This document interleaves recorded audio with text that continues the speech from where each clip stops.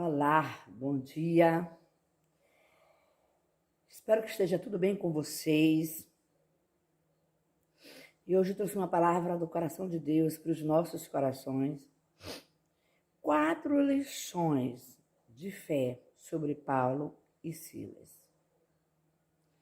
A Bíblia diz que perto da meia-noite, Paulo e Silas oravam, cantavam hinos a Deus e os outros presos os escutavam.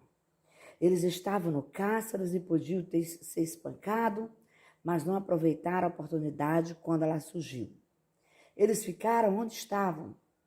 E essa decisão acabou salvando a vida de um homem. Isso não apenas salvou sua vida física, mas ele foi salvo espiritualmente junto a toda a sua família.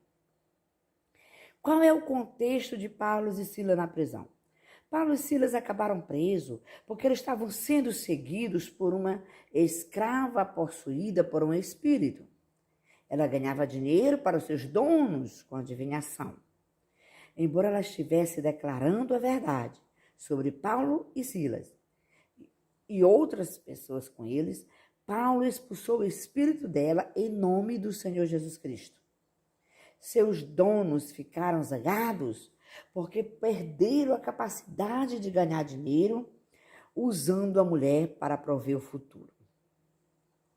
Eles prenderam Paulo e Silas e os levaram perante as autoridades, alegando que eram judeus e defendendo costumes ilegais para os romanos. Embora Paulo e Silas fossem ambos cidadãos romanos, eles não discutiram e tentaram usar por meio para escapar da prisão. Eles foram despidos, queridos, eles foram espancados, jogados na prisão.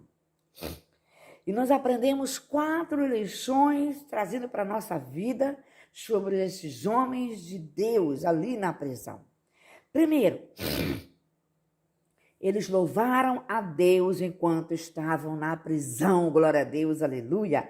Apesar de terem sido espancados, de serem jogados na prisão, com os pés algemados, eles cantavam hinos e oravam. Eita glória, aleluia. Seus louvores em uma situação tão ruim fizeram com que eles ao redor notassem e os ouvissem.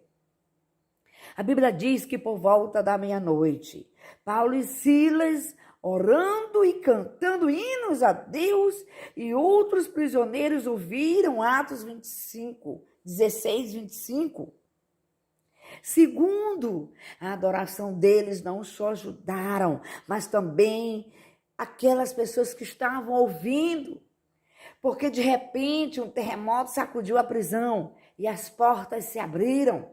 As correntes de todos foram soltas. Está em Atos 16, 26. A Bíblia diz que de repente houve um terremoto tão violento que as fundações das prisões foram abaladas. E imediatamente todas as portas da prisão se abriram e as correntes de todos foram soltas. Eita glória, aleluia, glória a Deus. 3 atitudes deles foram importantes. Primeiro, a lei romana exigia que os cárceres assumissem a responsabilidade pessoal pelos prisioneiros. Se Paulo e Silas e outros prisioneiros tivessem fugido quando as correntes soltassem, o carcereiro possivelmente teria sido morto. E por isso que eles colocaram na prisão interna e prenderam com os pés e tronco a não escapar. E eles salvaram a vida, o carcereiro e a vida da família do carcereiro. O carcereiro acordou e, ao ver as portas da prisão abertas, desembainhou a espada que estava prestes a se matar, pois achava que os prisioneiros haviam fugido. Mas Paulo e Silas gritou: não se machuque, estamos todos aqui. Atos 16, 27 a 28. Quarto exemplo, deles mudou vida eternamente. Queridos, Paulo e Silas escolheram ficar na difícil circunstância em que estavam na prisão, quando poderiam facilmente escapar desse sofrimento. O exemplo levou o carcereiro a perceber que havia algo diferente naqueles homens. E ele queria tudo que eles tinham. O carcereiro pediu luzes entrou correndo e caiu trêmulo diante de Paulo e Silas. E então o trouxe para fora e perguntou: Senhores, o que eu devo fazer para ser salvo? Atos 16, 29. E o incrível ato de discernimento, Paulo sabia que eles não deveriam correr quando as correntes se saltassem e as portas da prisão se abrissem. Ele sabia que Deus estava trabalhando e usando a situação ruim para algo bom. O carcereiro foi salvo junto com a sua família. Eles responderam: crere no Senhor Jesus e será salvo tu e a tua casa. Então eles falaram a palavra do Senhor para ele e para todos que estavam ali da sua casa. E a essa hora da noite o carcereiro os pegou, lavou as feridas, logo toda a sua casa foram batizados. O carcereiro trouxe-os para fora, serviu uma refeição. Eles estavam cheios de alegria. Por quê? Porque eles tinham acreditado em Deus. Ele e toda a sua casa, Atos 16, 31 a 34. E como aplicar essa lição de Paulo e Silas em nossa vida, trazendo para o nosso contexto? Há muitas lições a aprender.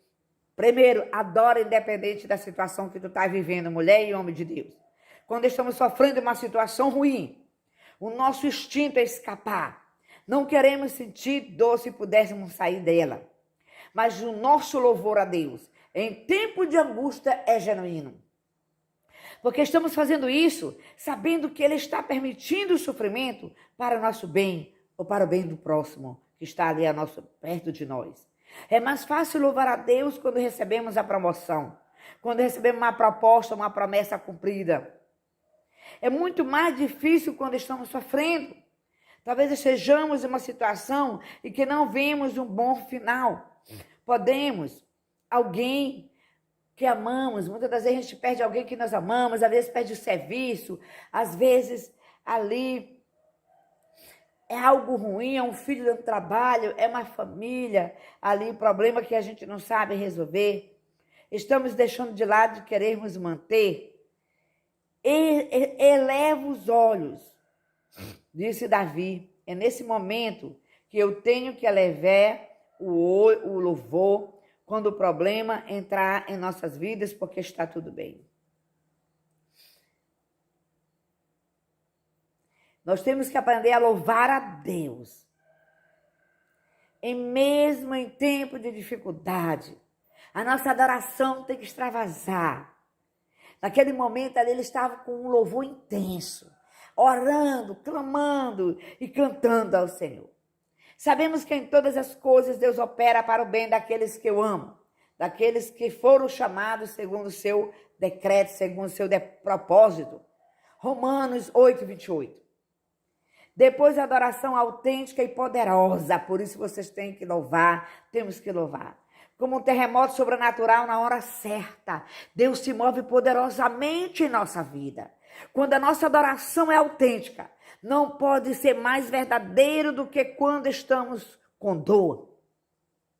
Confiamos nele de todo o nosso coração, em todos os momentos. Quando entregamos nosso sofrimento a ele, sabemos que a parte do seu plano encontraremos descanso em sua obra. Deus nos liberta em nossas próprias prisões.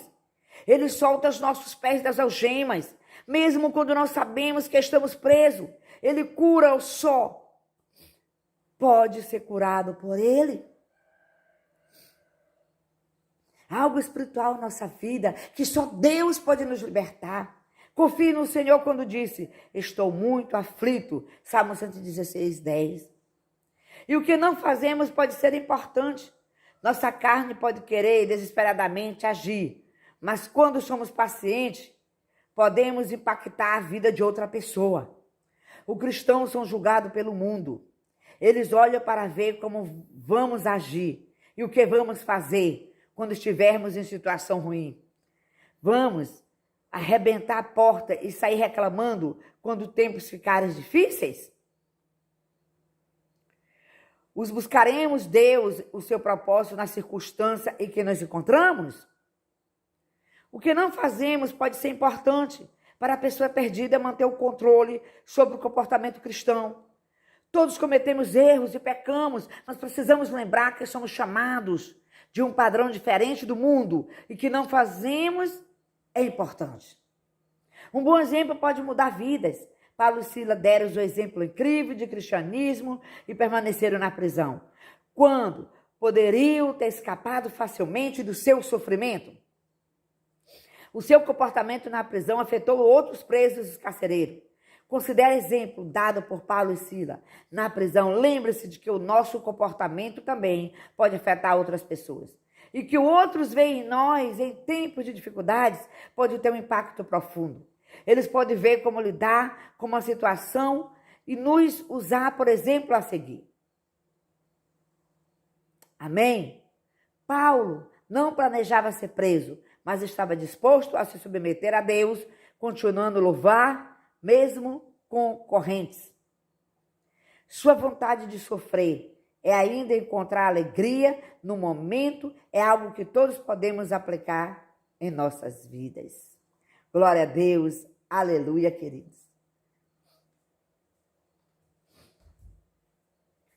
Paulo e Silas estavam naquela prisão, permissão de Deus, porque tinham um propósito de salvar aquela família. E realmente salvou a família do carcereiro. Eu não sei o que tu estás passando, mas eu sei que tudo que tu está passando, enfrentando, tem um propósito. Creia nisso. E você vai contemplar esse propósito em benefícios da sua vida, da sua família e talvez daqueles que estão ao teu redor. Mas na frente você vai entender e vai compreender. Creia nisso. Tome os posicionamentos desses homens. Na hora da dificuldade, louve, adore, ore e confie no teu Deus. Um shalom, Adonai. Um beijo no teu coração.